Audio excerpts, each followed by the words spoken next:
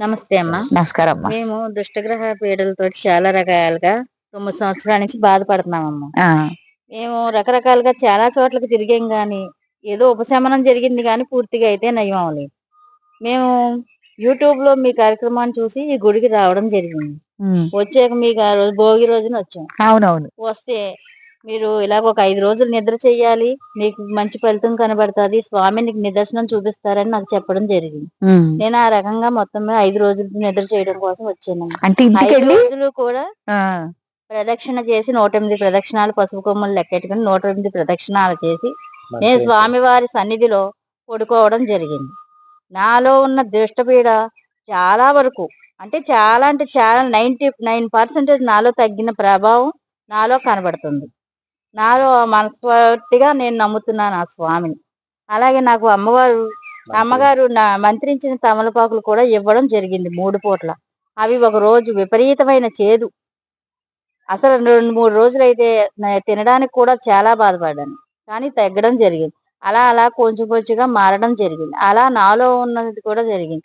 నేను 3 రోజులు నిద్ర చేయడంలో కూడా స్వప్నంలో కూడా నాకు లక్ష్మీ నరసింహస్వామి కింద కనబడడం కూడా జరిగింది. నేను ఈ 5 రోజులు ఇక్కడ చాలా సంతోషంగా ఉన్నాను గానీ ఎటువంటి బాధ, భయము నాలో కలగలేదు. ఉమ్, నేను చాలా మనస్ఫూర్తిగా చెప్తున్నాను స్వామికి ధన్యవాదాలు. వెంకటేశ్వర అలాగే నాకు అమ్మగారు ఆ ఇది మంత్రోచ్చాపన చేయడం జరిగింది. గాయత్రి నరసింహస్వామి మంత్రము, గురు ధ్యానకు సంబంధించిన మంత్రము, మూల మంత్రం. మూల మంత్రం ఈ 3 నాకు ఇవ్వడం జరిగింది. నేను ఇవాళ నుంచి అమ్మగారికి శిష్యురాలిగా మారిపోయాను. శిష్యులుగా మారి నేను చేయవలసిన కార్యక్రమాలన్నీ నేను ఇంటికెళ్ళి సదావిధిగా పూర్తి చేసి అన్ని ఆ స్వామిని నా ఎల్లవేళలా నా ధ్యానంలో ఉంచుకునేలా నేను ప్రయత్నం చేస్తాను. అమ్మ నమస్కారం. చాలా మంచిది, చాలా మంచిది. వీళ్ళు నా దగ్గరికి మొన్న సంక్రాంతి భోగి రోజున పండగ రోజునే భోగి పండగ రేపనగా నా దగ్గరికి వచ్చారు. ఆ రోజున కూడా నిద్ర చేశారు. తనకు ఒంట్లో కొద్దిగా సుస్థిగా ఉంటుంది.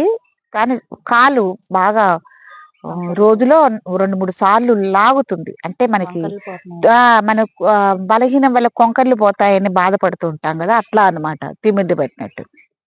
నేను ఒక 5 రోజులు ఉండి ఇక్కడ నిద్ర చేయండి అమ్మా, నిద్ర చేస్తే మీకు స్వాంతన చేకూరుతుంది అని. వాళ్ళ మంచితనము, వాళ్ళ ప్రవర్తన ఇవన్నీ చూసిన తర్వాత నాకు వాళ్ళకి మంత్రోపదేశం ఇవ్వాలని ఆలోచన కలిగింది.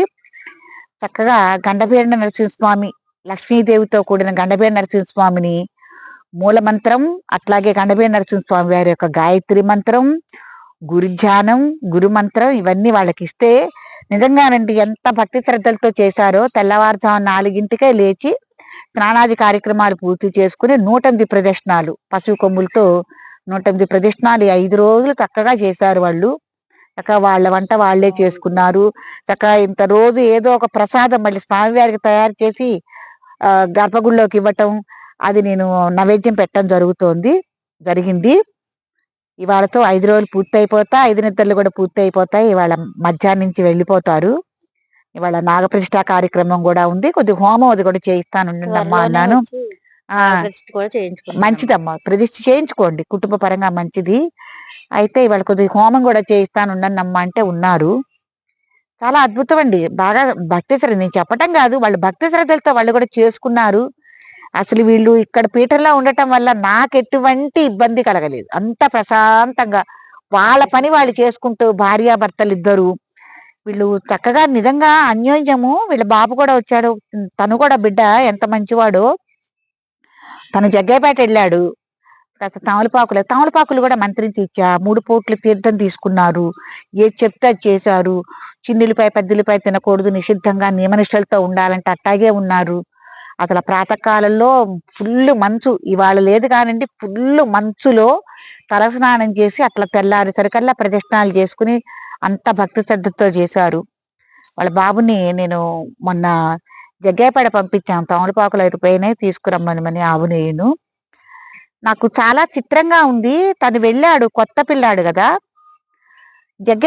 ముత్యాల దగ్గర ఆటో ఎక్కి వెళ్ళాలి. ముత్యాల్లో అతను ఆటో ఎక్కించుకుని జగ్గయ్యపేట తీసుకెళ్లి తనకు కావాల్సిన సామాన్లన్నీ కొనిపించి మళ్ళీ తీసుకొచ్చి ముత్యాల కట్టించుకోలేదమ్మా. ముత్యాల ఆటో కట్టించుకోలేదమ్మా. కట్టించుకోవాలా? సర్వీస్ ఆటో అయినా సరే సర్వీస్ ఆటో. తీసుకెళ్లడం జరిగింది. అదిగో తను కూడా చెప్తోంది. సర్వీస్ ఆటోకి మనిషి దింపేవలసిన కాడ కూడా నేను తీసుకెళ్తానని కొట్టుకి తీసుకెళ్లి మరి ఆ ప్రతి సరుకు దగ్గరుండి ఇప్పించి మళ్ళీ తీసుకొచ్చి రేవు కాడ దింపారు మా బిడ్డని. అది స్వామి కూడా వచ్చారు. దాదాపు 10 కిలోమీటర్లు ఏంటంటే ముత్యాలను జగ్గైపేట. మేము 200, 250 అట్లా ఇస్తాం. కనీసం 200 ఇస్తాం మనిషికి. అట్లాంటిది ఆ పిల్లాడిని 100 రూపాయలతో తీసుకెళ్ళటం, మళ్ళీ షాపింగ్ చేయించడం, కొట్లు తిప్పి మళ్ళీ తీసుకొచ్చి ముత్యాల పడవరేవు దగ్గర దింపటం. నాకైతే చాలా ఆశ్చర్యం అనిపించింది. మా పిల్లలతో కూడా చెప్పాను ఇది ఎట్లా సాధ్యము అని. అప్పుడు నేను అన్నా, భగవంతుడే సాక్షాత్తు ఆ నరసింహస్వామి మీ పిల్లారు ఎందుకు వెళ్ళారో ఎందుకు జరిగిందో అయితే నాకు తెలీదు. ఏదో ఉంది కారణం, మనకు తెలియదు కదమ్మా. కదమ్మా ఎలా ఏంటి ఇబ్బంది పడతాడని ఆ స్వామి దగ్గరుండి చూసుకున్నారని మాకు అనిపిస్తుందమ్మా. నిజంగా నాకు ఆశ్చర్యం అనిపించింది. 100 రూపాయలు తీసుకురావటం 50, 30 అసలు సర్వీసు 30 రూపాయలమ్మా. అట్లాంటిది ప్రత్యేకంగా తన కోసం ఒక ఆటో తీసుకెళ్లి ఇలా చేసిందంటే నాకు అది కూడా చాలా ఆశ్చర్యం అనిపించిందండి. అది ఆ స్వామి మహిమేనమ్మా. మేము మనస్ఫూర్తిగా నమ్ముతున్నాం. మంత్రం కూడా మీరు చేస్తుంటే స్పష్టంగా ఎంత చక్కగా ఎంత భక్తిగా ఆ మంత్రాన్ని వాళ్ళు చేయటం కూడా చాలా సంతోషం అమ్మా. మీలాంటి వాళ్ళు ఉండాలి, సాధన చేసుకోండి. ఒక అదృష్టం ఎందుకు వచ్చారో, పూర్వజన్మలో ఏ రుణాను బంధం ఉందో మీకు నాకు వచ్చారు. నేను చెప్పినట్టు చేశారు. నేను కూడా అంటే యాదృచ్ఛికంగా వాళ్ళకి ఏం కావాలో అన్ని చేయటం జరిగింది. న్యాసం ఇవ్వటం, తీర్థం ఇవ్వటం, తమలపాకులు ఇవ్వటం, మంత్రోపదేశం చేయటం, ఇవన్నీ కూడా చక్కగా చేశాను. అప్పుడే 3 రోజులుగా కాళ్ళు తిరగడం ఆగిపోవడం కూడా జరిగింది. రాలేదు. నాకు నిదర్శనం ఇక్కడే కనబడింది. ఇంటికి వెళ్ళేదాకా కూడా అవసరం లేదు, ఇక్కడే కనబడింది. 5 రోజులు నిద్ర చేసి స్వామికి సేవ చేసుకుంటూ ఆ కాస్త ముగ్గేసుకుని కడుక్కుని నేను ఈ ముగ్గులన్నీ తనే వేసింది. నా పని ఏదో నేను చేసుకున్నాను. కానీ ఆ స్వామి ఇక్కడ ఉండగానే నాకు ఆ మహత్యాన్ని చూపించి నాన్ని ధన్యురాలను చేశారు ఆ స్వామి. మంచిది వెంకటేశ్వర్లు అమ్మా, మంచిది. మీరు పిల్లలు సుఖంగా ఆయురారోగ్యాలతో చక్కగా ఉండాలని. ఇక నుంచి మీరు గణపతి నరసింహస్వామి సేవకులు, భక్తులు. మీరు గర్వంగా చెప్పొచ్చు, మాకు నరసింహస్వామి మూలమంత్రం ఉపదేశం ఉంది, మేము కూడా ఈ రోజు నుంచి ఉపాసనా పరులు. ఎప్పుడంటే అది మీరు సాధనగా చెయ్యాలి. చేస్తున్నప్పుడే మీరు గర్వంగా చెప్పుకోగలుగుతారు. ఎంత సాధన చేస్తారో చక్కగా నలుగురిలో మీరు సగర్వంగా తిరగచ్చు. ఉపాసనా పరులు, ఉపాసనా దీక్షలను కొన్ని ఉంటాయి. సరే, అది పిల్లలు ఉంటారు కాబట్టి కొన్ని చూసుకోండి. మానేస్తే మానేయచ్చు. కుటుంబానికి అనుగుణంగా మీరు చేయండి. అంటే చిందులు వాయి తినకూడదు, నీసు తినకూడదు, ఇవన్నీ అంటాం కదా. కుటుంబంలో వాళ్ళు ఉన్నారు కాబట్టి కొన్ని మనం చెప్పలేము. కొన్ని చేసుకోమ్మా. దాన్ని చేసుకోవటం వల్ల నీకు ఇట్లాంటి సమస్యలు ఏమి రావు. ఇక రావు అని నమ్ము. పూర్తిగా ఎవరు మనకి ఏమి చెయ్యరు, ఎటువంటి మనకి పిచాచి బాధలు గాని ఏమీ లేవు అని పక్కాగా నువ్వు నమ్మి మంత్రంతో కూడా శుద్ధి అయిపోతుంది. అవును, అవునమ్మా. నేను చెప్పిన విధానాలన్నీ పాటించుకో. ధూపం వేయటం గాని అన్ని ఏవైతే చెప్పి నిమ్మకాయలు కట్టుకోవటం గాని. ఇదండి. ఎవరైనా కూడా మీరు కూడా తీరని సమస్యలతో ఉన్నారు, లేకపోతే ఈది బాధలతో ఉన్నారన్న వాళ్ళని స్వామిని శరణు కోరండి. ఎందుకంటే ఉన్నమో భగవతే నారసింహాయ చరణం శరణం ప్రపద్యే. ఆయన చరణాలు తప్ప మనకి శరణం లేదు. కాబట్టి ఎవరైనా ఇదే మంత్రం, ఉన్నమో భగవతే నారసింహాయ చరణం శరణం ప్రపద్యే. ఇదండి. ఓం శ్రీదేవి భూదేవి సమేత అష్టముఖ గండ వేరుండ బడబానల జ్వాల లక్ష్మీ నరసింహ స్వామినే నమః. ఇంత చెప్తే అంత అల్లుకుపోతుంది మంత్రాల విషయంలో కూడా. చాలా మా అమ్మాయిది రేవతి నక్షత్రం, రేవతి నక్షత్రమే. అట్లాగే మా ఇంట్లో చిన్నమ్మాయిది భరణి, వాళ్ళ చిన్నబ్బాయిది భరణి. నిజంగా ఏదో ఉంది, మొత్తానికి ఏదో ఉంది.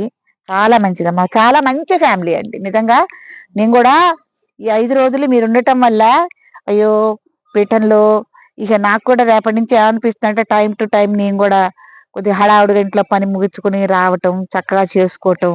ఆయన సన్నిధిలోనే మనం ఎక్కువగా సాయంత్రం పూట కన్నా రాత్రి పూట కూడా ఎక్కువగా గడపగలిగాం.